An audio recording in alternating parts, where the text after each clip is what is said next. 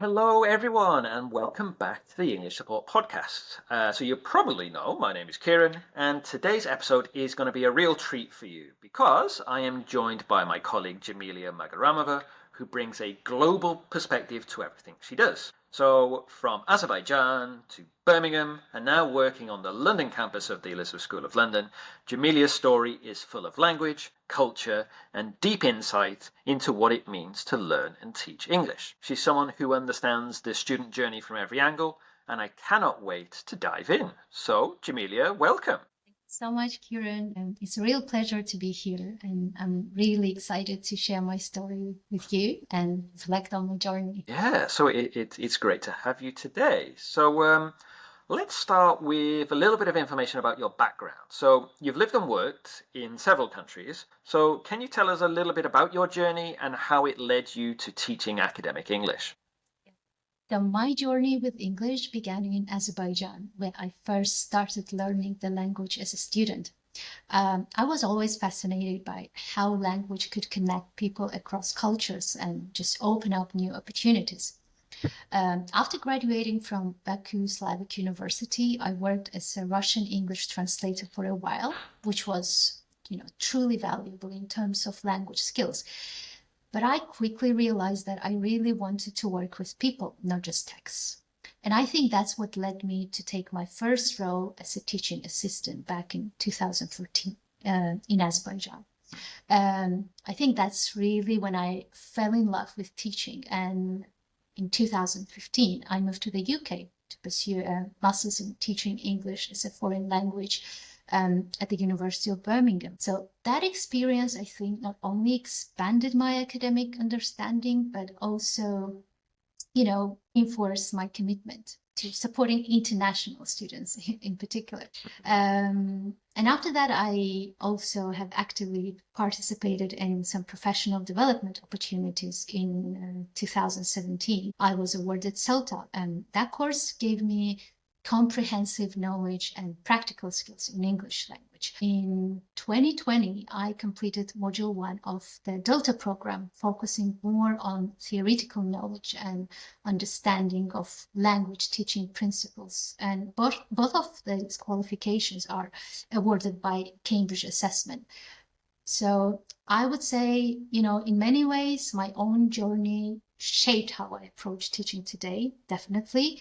So with, cultural awareness, with empathy, and just a real passion for helping students.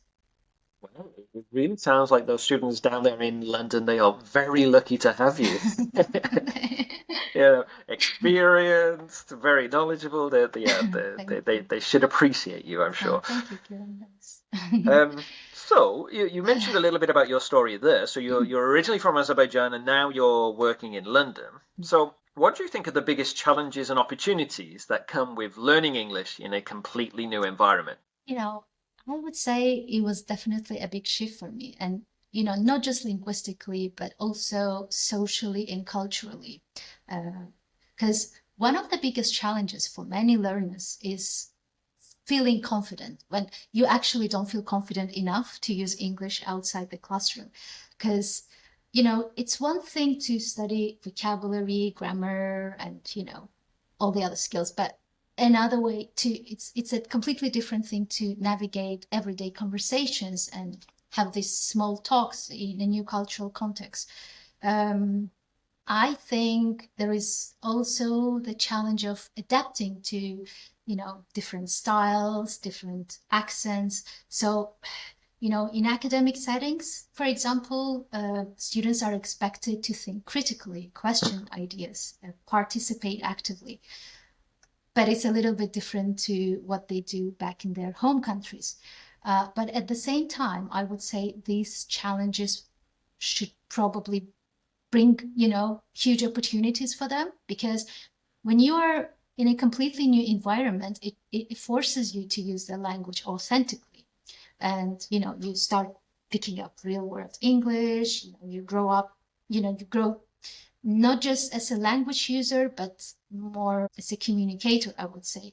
To be honest, it also helped me become more adaptable, more resilient, more open-minded. I would say even now as a teacher, I try to support students through that transition, because because I also felt the same, I know what it is like, to feel out of place sometimes linguistically. So definitely, yeah, it definitely was a big shift.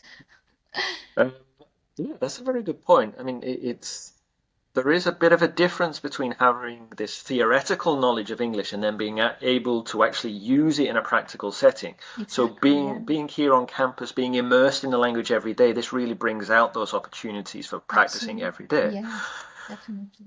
Um, so obviously English is one of your languages, and you Mhm. also talked about being a English to Russian translator as well, and obviously you have the Azerbaijani Yes. background as well.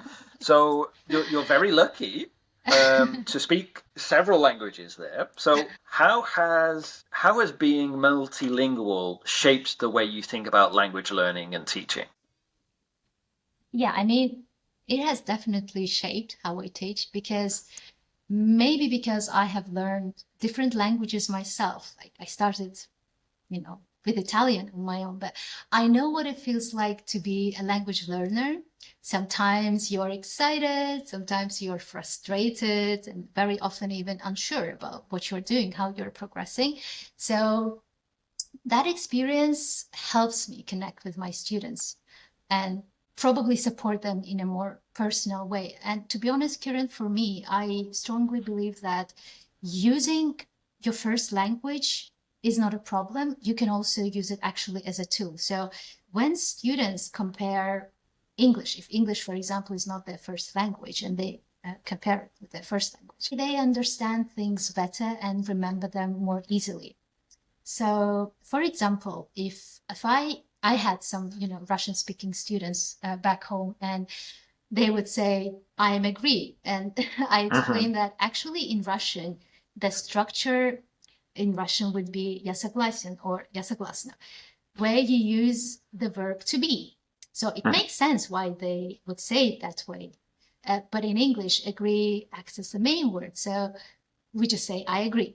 That little comparison helps students maybe correct themselves more easily, and maybe understand also why the mistake happened. So it's not actually, it's maybe a first language intervention, I would say, in this case. Hmm. Uh, so, I encourage students to think that, you know, how they would say something in their language, and just ask themselves, okay, so how is it different in English? And this actually helps them notice things like word order or formality. So yeah, I would say using first language in small but smart ways can help Hmm. students feel more, secure maybe, and yeah, makes English maybe feel less like starting from scratch. Yeah, yeah, I think that's definitely a good point there. So, I mean, I'm sure this is the same for you on the London campus that we have a lot of students who are multilingual Yeah. and they have English as a second or other additional language. Yeah. So, what advice would you give to them when it comes to managing multiple languages in academic setting? My first piece of advice would be probably see your languages as strength, not obstacles, because being multilingual means you already have advanced communication skills. And if you sometimes struggle to find the right word in English, it means you've learned how to switch between the languages. You can learn how to adapt to different contexts, and think in a more flexible way. So actually, I would say that's something to be proud of. Um, I also, I also think that students shouldn't be afraid to ask questions. So, saying, "Oh, I'm not sure how to say this in English," that's not a weakness. Hmm. It's a sign that you're actually engaging with the language, you're trying to make meaning. So, and I'm sure that, teachers value that kind of effort. And yeah, I mean, I would say also maybe being a bit strategic here, giving yourself space to think in English, when you Hmm. work on tasks, that also would be something helpful. Okay, definitely. So I hope our students, our listeners there were making notes about that wonderful bit of advice there. Thank you very much. But you mentioned earlier that you were a student yourself, so Yeah, you studied your master's at the University of Birmingham, yeah. so not so far away from Manchester here, and we Yes. do of course have our campus in Birmingham as well. I forgot about that for Yeah. a second. Yeah. Um, Yeah, it's true. so what was that experience like, and how has it influenced your approach to working with students now? So I would say, so studying for my master's at the University of Birmingham was a really, really transformative experience for me, and not only professionally but also personally. To be honest, it was the first time when I was fully immersed in an academic environment where English was not just the language of communication as it was, let's say, back home, but it was the language of research, debates, critical thinking, and at first it was quite challenging. I was, constantly stressing out about my assignments, about the deadlines. And to be honest, just navigating, academic texts, just writing essays to UK standards and participating in those seminars. Yeah, it was just a lot to take in a year. So, even though I was quite confident in English, I just realized that, oh my gosh, that academic English is a different skill. So I had to learn how to analyze ideas more deeply, structure my arguments more clearly, and, express myself with more academic precision. So I think, yeah, and I think that experience definitely gave me also a lot of empathy for the students I work with now, because, I know what it is like to sit in a seminar and then worry about, your question. Oh, my question doesn't sound academic enough. Or, that's why as a teacher, I just try to create, a bit of a space where my students could actually feel supported. And yeah, just focus on building their confidence as well as, their academic skills at the same time. I would agree with that there. And so it is obvious then that you have experienced different education systems and also like different cultures of education. So what is one thing you think the UK's higher education system could learn from those other countries? Well, for me, the UK education system is incredible, honestly. Like how it encourages independent learning, independent thinking, the strong research skills. I mean, for me, it's perfect.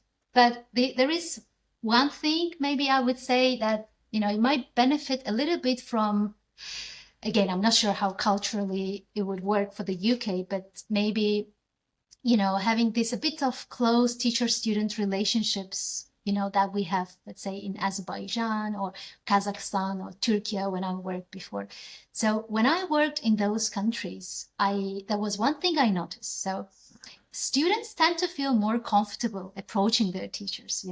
They Mhm. see their teachers not just as instructors but more as mentors, more, Yeah. approachable mentors.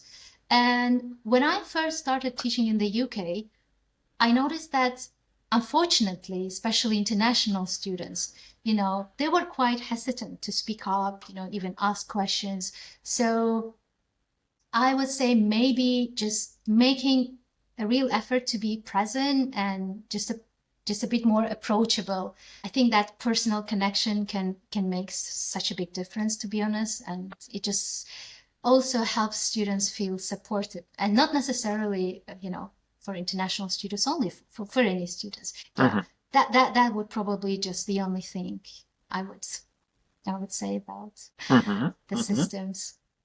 So you've had this journey and now you've ended up on the London campus. So what do you enjoy most about working as an English support tutor down there in London? Say for me, it's probably the diversity, in terms of the students and also the ideas they bring, because every day I would say also probably in Manchester, we get to work with learners from all over the world. And each of them has their own story, their own goals, their own strength that they can actually share with you. And for me, it's truly rewarding that we can support them, and we can help them grow in confidence. We can help them develop their academic English skills. So I would say seeing that really makes my work feel meaningful, and especially if it's in an international city like London or Manchester or Leeds and so on.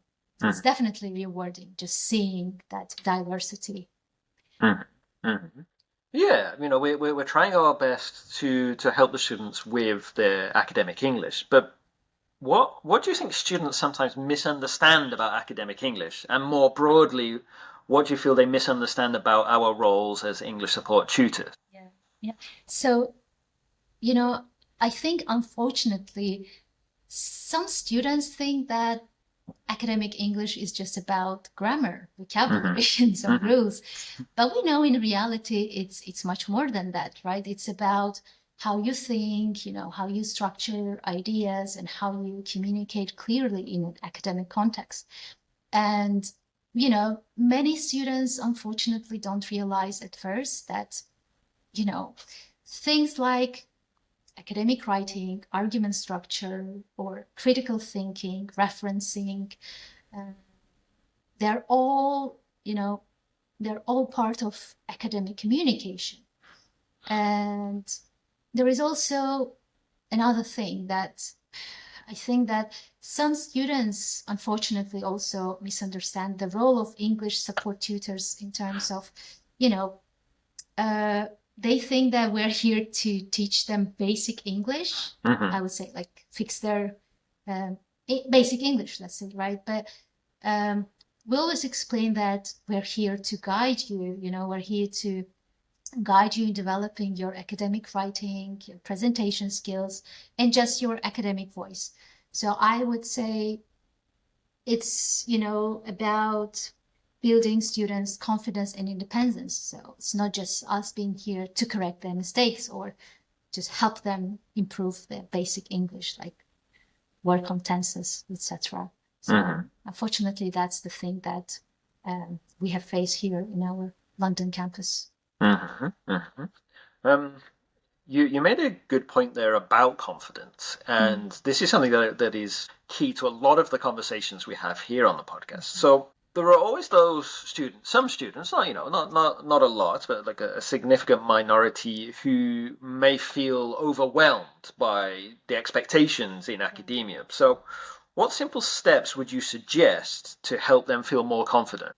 It's completely normal to feel overwhelmed. That's what I tell my students, especially if they are studying in a new academic system, or if English is not their first language. So it's not something to be worried about much, but of course we can't avoid it sometimes. So I always tell my students that maybe one simple step, breaking their big tasks into smaller and manageable ones. So let's say, for example, instead of thinking, oh, I have to write an essay by the end of this week, I would say, okay, start with just understanding the question and plan a few ideas first. And then don't be afraid to ask for help. Whether it's, just coming to us, coming to an English support sessions, workshops, just join these, study groups, speak to your tutor, and that would hopefully, make a huge difference, because especially again with international students, unfortunately, they do not celebrate their small wins. I always tell them, look, every time you learn a new word, every time you finish a paragraph, you have to feel a bit more confident, because that's your progress. So yes, of course, building confidence takes time. But I believe these small steps really add up. Taking things slowly and just in simple steps. Yeah, I think that's a very good point. And we've talked a lot about academic writing up to this point, which is a huge part of academic English. But there are also those situations where students need to get involved in seminars or presentations. So this is really where it comes to more speaking in an academic context, which is often overlooked, I guess. So what strategies do you recommend to students who feel like they're struggling with confidence in that kind of spoken realm? Very similar again. The first thing I always recommend is starting small. So if you're just preparing for just 1 or 2 points to share in advance, it can really help. And I always say practice, practice, practice, because practice makes perfect. So practice is also really important, you know. I always tell my students, you need to rehearse with a friend or a family member, whoever you feel comfortable with. And then probably record yourself speaking. And to be honest, I actually used to do that myself when I was a student. And I gave myself as an example to them. I said, look, so I would tell them, you know, I would record, you know, short answers on my phone. I listen back, you know, just to hear if I could improve anything. And yeah, of course, I was so uncomfortable at first hearing my voice, but it just helped me become more confident over time. And maybe also just remember that it's okay to make mistakes. No one is perfect, and your ideas are more important than just perfect grammar. So the more you take part, you know, the more natural it becomes, I would say. So don't think about English at this stage. Just think about your ideas and the way you deliver, how confident you are. And that again comes with your practice. That's what I say. Um, I think it's good. You mentioned practice makes perfect there, and we're big fans of aphorisms and maxims here on this show. And I feel like a relevant one here would be, you know, perfect is the enemy of good, in the sense that everybody is here to communicate, and the only real way that you can communicate is saying what is on your mind without the filter of, am I going to make a mistake? Am I? Yes. And if you wait until you don't make a mistake, then you're basically going to be waiting forever, because even native speakers make mistakes when they are speaking, when they are writing. Yeah, it's First language, if you're, let's say, if you're coming from Ukraine, let's say, right? And are you perfect in Ukrainian? They say no. I said, so that's it. You know, why would you worry about making mistakes in English? You will just end up not trying, and you never know until you try. Just give it a go. Yeah, you're absolutely right, Kieran, about that. Yeah. That brings to mind one more, I guess, which is fake it until you make it. So even if you're not confident in these social settings, public speaking, just pretend like you are for those 2 or 3 minutes that you're standing up in front of the class. Exactly. Yeah, I understand it is not as easy as that, but Exactly. it helps to think of it in those terms. So you are someone who has worked in these diverse settings. So how do you help students see the value of their own background and experience in academic work?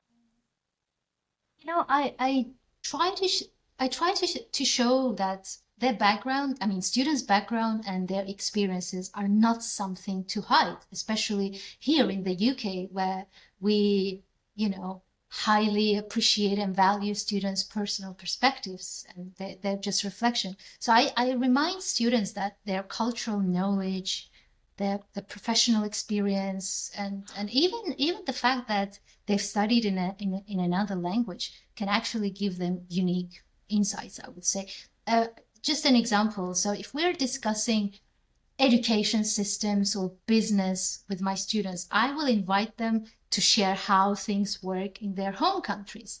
And to be honest, this kind of input really enriches the discussion. And you know, I think when students start to connect their own experiences, they become even more engaged, and it makes them, you know, feel more confident.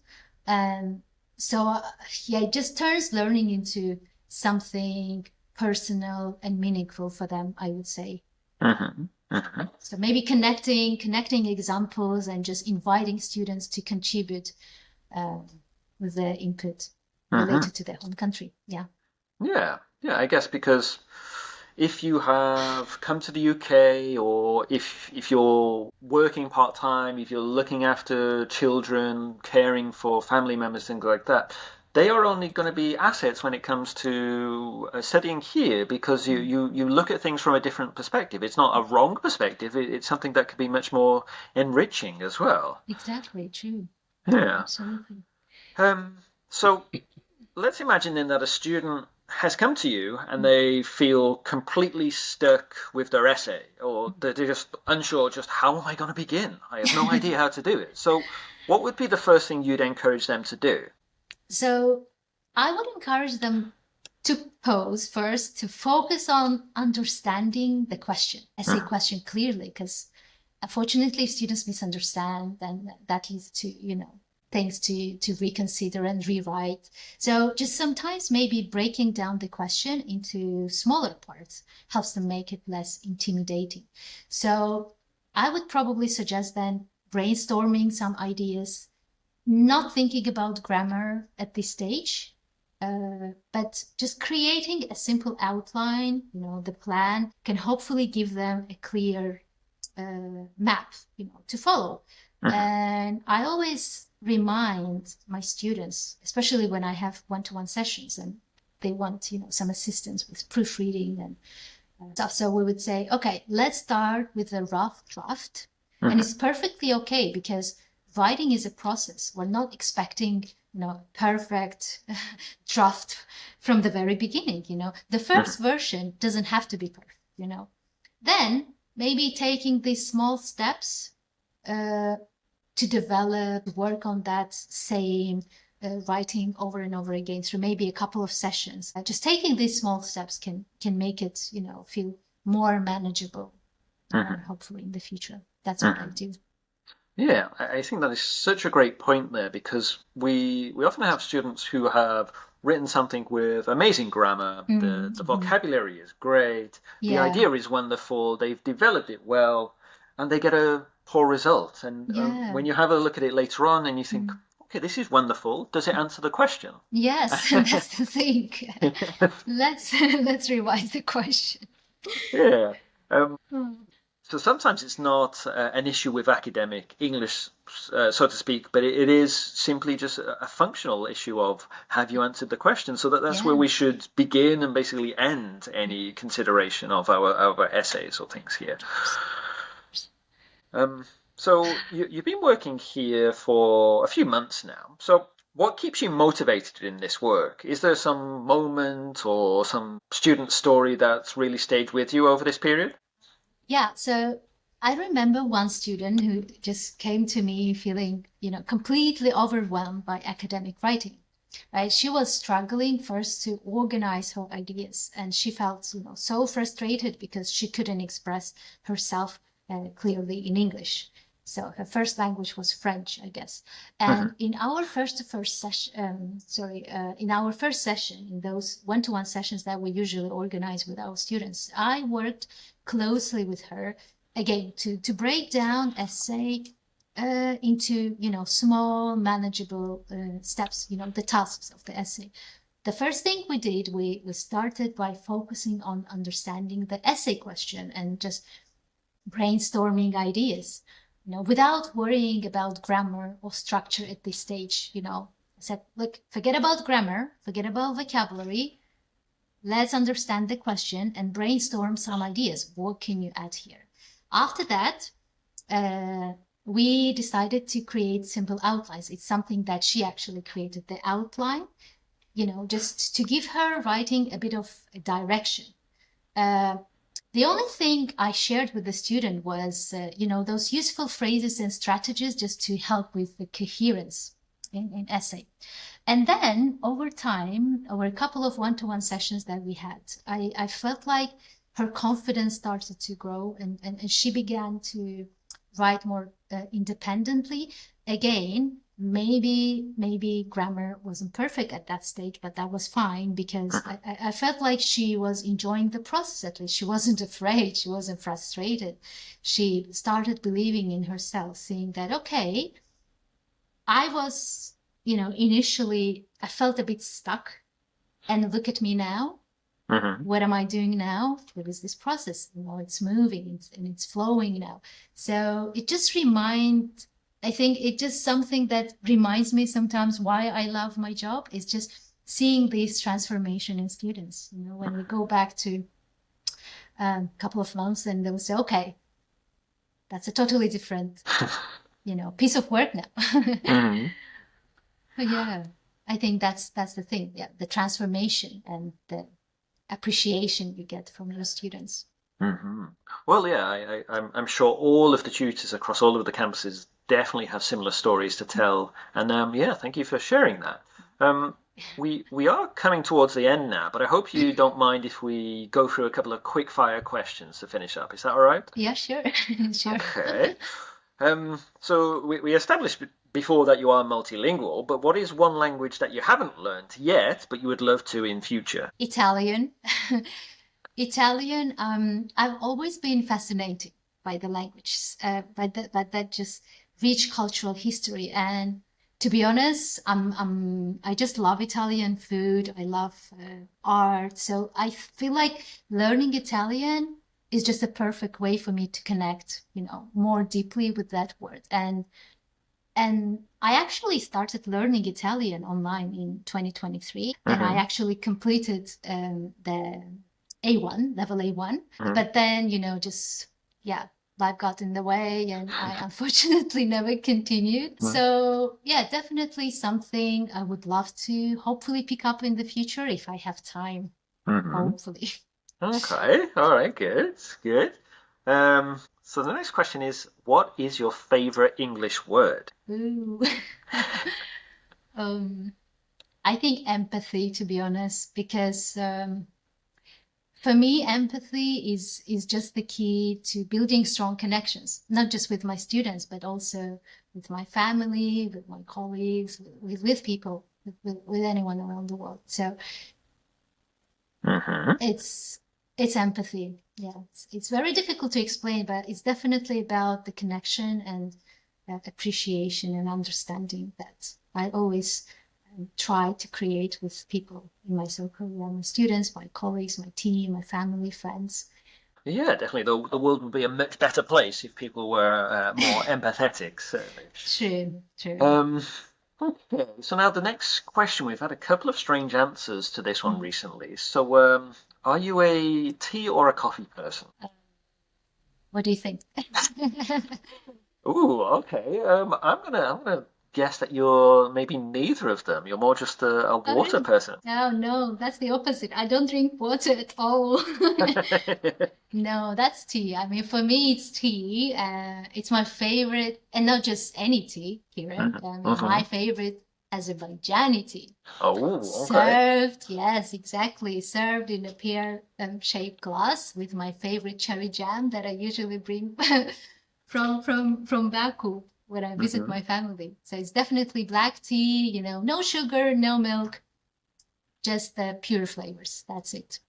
Okay. So not in the English style. No milk, no sugar. No. Okay. All Nothing, right. because again, I would have it with cherry jam. That's enough sugar. Yeah. Okay. All right. Well, there's a little suggestion for all of our listeners. Maybe they want to try that too. Yes, definitely. Can you tell me then a country you would love to live in for a year? Oh yeah, definitely. I mean, Italy. Okay. Italy, I think I'm just crazy about that country. And I think it would just be my dream place to live, to be honest, because again, it has incredible history, incredible art, and of course the food. I'm just a crazy pasta lover. And I honestly could eat pasta every day, never get bored. It's I would say it's just my weakness to eat pasta a lot regularly. Might not be that healthy for me, I know, but there is nothing I could do. So yeah, I think if I maybe living there would be an amazing way for me to just experience the language, culture, and food. Okay. Let's kind of think about this from a different perspective then. So you've mentioned about Azerbaijani tea and the Yes. jam, but can you tell me one other thing that you miss from home? I mean, apart from food, I mean, honestly, it's so difficult to choose one, Kieran. I mean, I miss so many things about home, but probably I would say I really miss those family gatherings and the celebrations we have in Azerbaijan. Mhm, And to be honest, I never fully appreciated those things, unfortunately, until I moved to another mhm, country. mhm, And it just makes me realize how important those connections and traditions are. But if I mhm. could bring this here, oh, I just miss it. It's difficult to manage sometimes. Yeah, yeah, I can understand. Yeah. Mm. So the last question then, what is one thing that always cheers you up after a long day? Well, very simple, honestly. Hmm. Just being home, making a cup of tea, sitting down to relax, just for a few minutes. When I know there is no place for me to rush, I Hmm. can just take things easy. I can enjoy, embrace the moment. And to be honest, it's just these small moments that, help me rest and feel connected to my home. It's just rest, Hmm. video call my family, my friends, update myself, Hmm. spend time with my family, Hmm. my in-laws, my spouse. Yeah, Just relax at home. yeah. Well, if we're going to take a little peek behind the curtain here, we are recording this on a Friday afternoon, so we are a couple we are a couple of a couple of hours away from finishing up. So very soon, I Yes, guess. yes, exactly. Can't It's, wait. well, Dzhamilia, thank you so much for joining us today and sharing your experiences with us. Thank you so much for having me, Kieran. It's been such a pleasure, honestly, to chat and just share my experience with you. I mean, Hmm. it was wonderful. Thank you so much. Oh, you're very welcome. And I'm sure it will be very useful for our listeners as well. And they've taken away lots of encouragement and practical advice and things like that. So, yeah, so thanks again. And to all of our listeners, we'll see you again soon. See you soon.